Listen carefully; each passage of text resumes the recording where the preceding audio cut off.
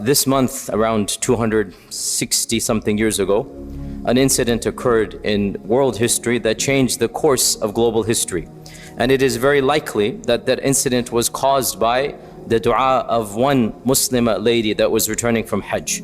So let us discuss that story and in the process learn some world history that is inshallah of relevance even today. I'm talking about the Portuguese Empire. Much can be said. When we think of colonization, when we think of Western lands invading Muslim lands, we think of England and France as being the most, if you like, evil empires. But the fact of the matter is that before them, the Portuguese Empire preceded them. And they were the worst out of all of the colonizers. And yet we don't hear much about them. Today you'll find out why. Why don't we hear much about the Portuguese Empire? If you remember a little bit of your global history, it was in fact the Portuguese who first discovered the route to the Muslim lands and to the Far East. Remember Vasco da Gama, right? He was the one who first learned how to cross from Europe. You know, they were searching all that time. Columbus got lost, ended up here. It was Vasco da Gama who, from Portugal, who eventually made his way across South Africa and made his way back to India. And on the way, he met many Muslims as well in Mozambique and Mombasa and other places in Oman. And so he's meeting the Muslim world, he meets the Indian land, and then the trade begins. Long story, I'm not going to go into all of that. But one thing you should know is that the Portuguese started Western colonization, and they're the ones who set up the infrastructure for the other countries to follow. And the evils that they did, really all the other countries pale in comparison to what they have done. The Portuguese, of course, they colonized so many parts of Africa, including the Muslim lands and sultanates in Mozambique. In Asia, of course, they colonized parts of Oman, parts of Yemen. In India, of course, Goa, as you're aware, the Indians are aware, Goa is, of course, still there's a Portuguese influence in Goa. In South America, Brazil, as you're aware, one of the things the Portuguese did actually, they're the ones who set up African slave trading.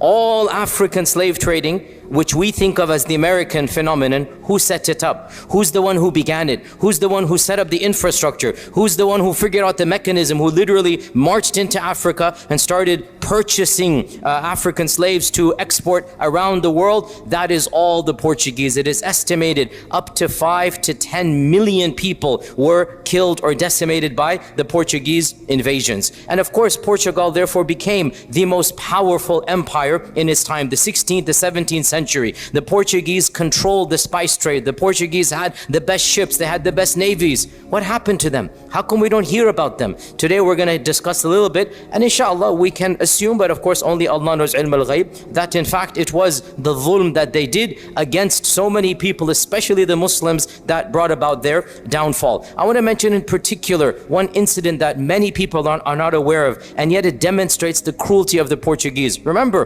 Portugal was ruled by Muslims for 250 years. Maybe another day I'll give a khatira about that. There's an entire province of Portugal called Algarve, Algarb, Algarve, Algarb. And to this day, there are many castles in Portugal the Arabs built. To this day, many of the cities in Portugal are actually having an Arabic name. In fact, in Lisbon itself, there is an entire neighborhood that is known that the Muslims lived there until the expulsion. So Portugal is inherently linked with Islam. However, by the time the 1490s come, and they want to expel the Muslims, they have a hatred against Islam. They hate the Muslims with a passion. And so wherever they go, they wanted to make sure the Muslims especially are subjugated. And one of the stories which I want you to think about and reflect and maybe do your own research on, when they entered India and they entered the lands of Goa and other places, the ruler of Calicut at the time, the ruler of Calicut, his title was the Zamorin, that's the title of the ruler of Calicut. He was a Hindu. The Portuguese, Vasco da Gama, this is the same person that the West admires. He demanded that the Hindu rulers cut off the Muslim merchants. The Muslims and the Hindus, I told you this many times, there was not that level of animosity that modern India has. Muslims and Hindus, by and large, they got along fine. And the Muslims of India, the Muslims of Goa and of Calicut were the ones who would purchase from the owners, from the rulers, and then export to Yemen, export to Africa. There was a very strong relationship. So when Vasco da Gama came, he said, I'm gonna allow you to remain ruler, but with one condition. You have to get rid of the Muslims of your land. Expel the Muslims of your land. And the Hindu ruler said, no, these are our allies. They have fought with us. They have lived with us. I'm not going to expel the Muslims. And they mistreated the Vasco da Gama's emissaries. They didn't like him. They kicked him out. They didn't realize the power of the Portuguese. This is all brand new. This is still the same Vasco da Gama. We're not talking about generations from the same person whom the West admires. Listen to what happened. The same guy, Vasco da Gama, wanted to now send a message. You're going to mess with me? You're not going to follow my rules to expel the Muslims? I'm going to show you. So, on the way back from Hajj, there was a ship of Hujjaj coming. 450 Hujjaj. The name of the ship is called Miri. It's a famous incident that happened. You can look this up. In English they say Mirin, but in Arabic it's called Miri. 450 Hujjaj, including women and children. And these are complete innocent civilians, have nothing to do with what is going on in the land. They're doing Hajj, they've come back.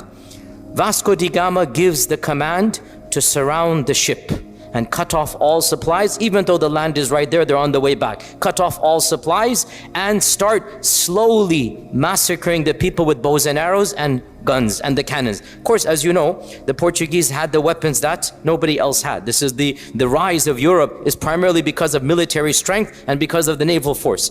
And the Hujjaj took a while for them to figure out what's going on. 4 or 5 days went by, and one by one the massacre continued, and the Hujjaj began negotiating. We'll give you all of our gold, we'll give you everything. And Vasco da Gama refused to accept any conditions. There's a chronicler from the ship of Vasco da Gama who chronicled in Portuguese exactly what happened. That is available in English. You can read an eyewitness account. Even though they hated the Muslims, this chronicler, he himself said that this was a pitiful sight. What he saw, even his heart melted. Vasco da Gama did not even bat an eyelid. And he gave the command to burn the ship when the people were alive on it, after the 4th, 5th day. And the chronicler himself said, the women, the Hujjaj ladies picked up the baby saying, we have babies here, at least save the babies, at least that. No, nothing. You can imagine the la'na and the dua and everything that those ladies gave, those women, those mothers gave. 450 Hujjaj were massacred down to babies by none other than Vasco da Gama. Why? How dare you don't listen to my condition to expel the Muslims. And then of course the rampage began on the land in India itself, Calicut and Goa, as you're aware if you know your history. And then the Portuguese went to all over the world. They went to Macau, they went to China, they established trading ports in China. They began forcing Christianity on the people. That's why there's pockets of Catholics around the world. How did that happen? The Portuguese, by the way, even Muslims in Goa, they destroyed masjids. Of course Hindu temples, lots of them, even masjids. At gunpoint they forced people to convert, and they entered what is now Malaysia.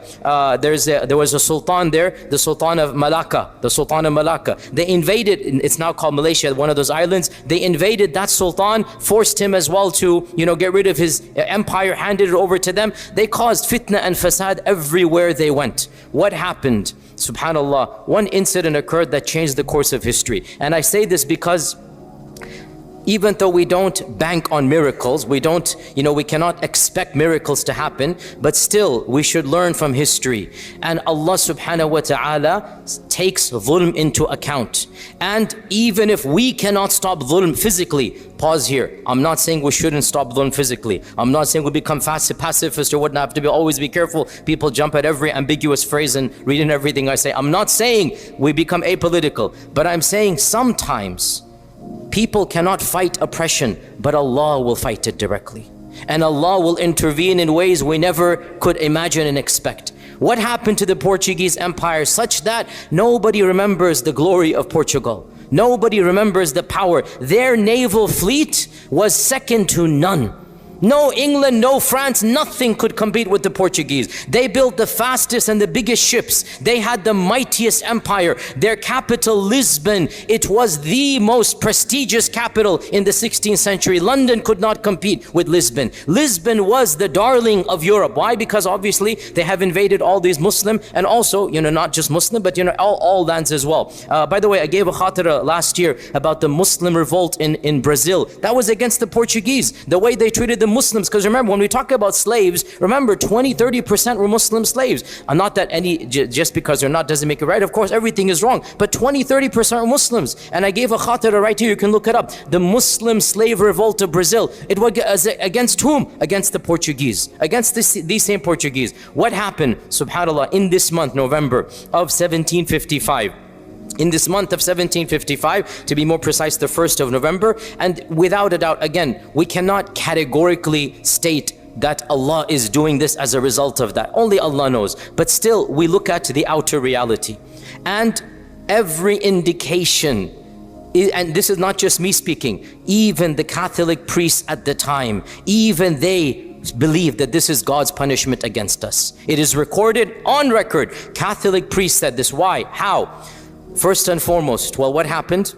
The most devastating earthquake Europe has ever seen in its history.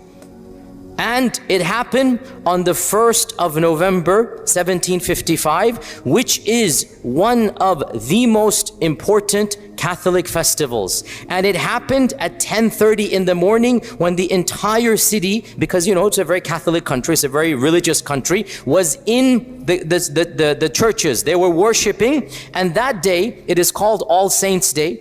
It is the custom, and to this day it happens, that you light candles and you leave them burning for the saints.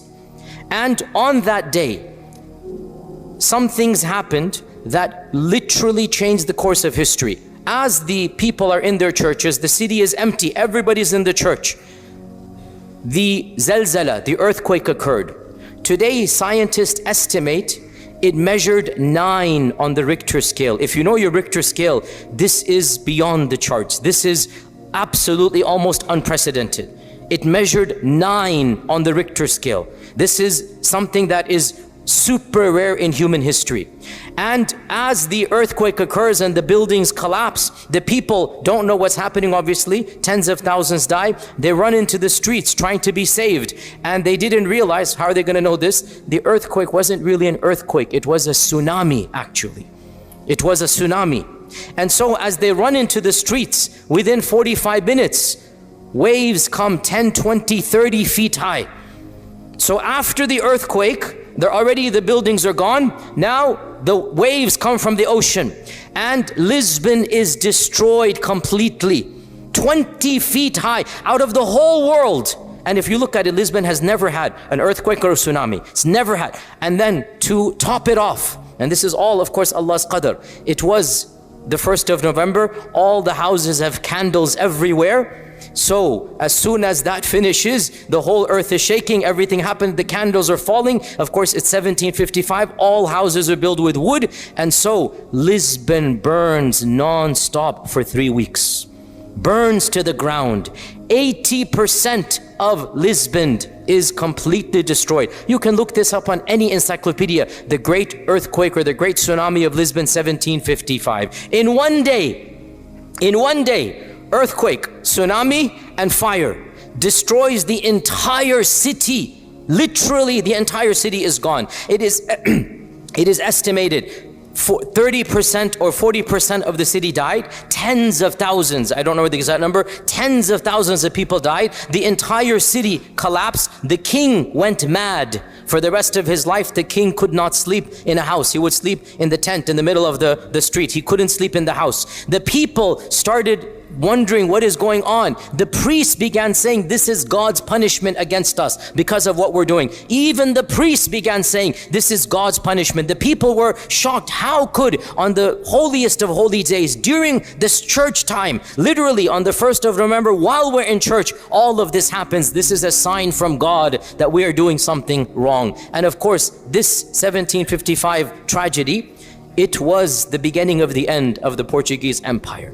That's it. They could not recover one incident. It sent them into a type of shell shock that literally they could not recover after this. And after this, England and other countries began the rise, and Portugal began the descent because of one simple tragedy that Allah subhanahu wa ta'ala had willed. And of course, we cannot, definitively state that this incident led to that. Only Allah knows. But without a doubt, we do state definitively. Allah says in the Quran, that فَكُلًّا أَخَذْنَا بِذَنْبِهِ, every single person, we took him according to his sins. We dealt with him according to his sins. فَمِنْهُمْ مَنْ أَرْسَلْنَا عَلَيْهِ حَاصِبًا وَمِنْهُمْ مَنْ خَسَفْنَا بِهِ الْأَرْضَ وَمِنْهُمْ مَنْ أَخَذَتْهُ الصَّيْحَةُ وَمِنْهُمْ مَنْ خَسَفْنَا بِالْأَرْضِ وَمِنْهُمْ مَنْ أَغْرَقْنَا. Literally Allah is saying, some people we sent an earthquake, some people we caused the earth to swallow them, some people we sent the tidal wave, some people we sent, a loud noise against them. Of course Allah is talking about people in the past, but we take an ibrah from this verse, and that is فَكُلًّا أَخَذْنَا بِذَنْبِهِ. We believe that Allah subhanahu wa ta'ala never allows injustice to flourish,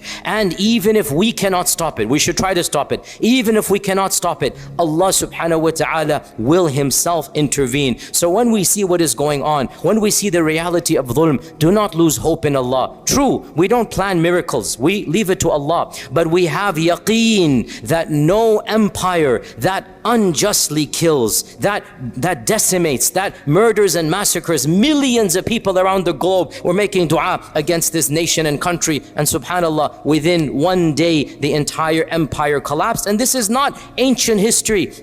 We have eyewitness accounts, we have so many aspects that happened. By the way, footnote here, that this incident triggered many issues that are not relevant to us. Of them, they say, scientists or researchers say, scientists say this was the beginning of scientism. This was the beginning of people studying seismology, studying earthquakes and whatnot. The whole discipline began from Lisbon. Also, by the way, architecture, how to build structures that are going to be resistant. This began over there as well. Also, what is interesting for us, the rise of atheism and the rejection of Christianity. Because the iman of these folks is so weak, when one tragedy happens, the response was, this country, this nation started losing Christianity. How could God send this down on the day of the church? And it literally caused a shift. And as you now know, those lands are very secular. And they say this was the main catalyst that started the rise of secularism and agnosticism. But for us as Muslims, wanted to teach you world history. And of that world history is that even though we don't plan for it, we put our trust in Allah. And we know for certain that Allah ala kulli shayin qadir. One of the chroniclers, he wrote down, it is as if God sent every force of nature against us on that day. It is as if we had no friends and allies. The wind, the fire, the air, the ocean, everything turned against us. This is what the eyewitness said. And of course, this is Allah Azza wa Jal demonstrating His quwwah. When Allah sends His armies against the zalim nation, there is no one that can possibly stand up. So we put our trust in Allah, we make dua to Allah, we ask Allah that we stop the dhulm that we see, but we also trust in case we cannot stop it, Allah Azza wa Jal will never allow dhulm to flourish. May Allah subhanahu wa ta'ala bless our brothers and sisters who are being persecuted and allow us to see victory either at our hands or directly from Allah subhanahu wa ta'ala. Jazakumullah khair. Assalamu alaikum wa rahmatullahi wa barakatuh.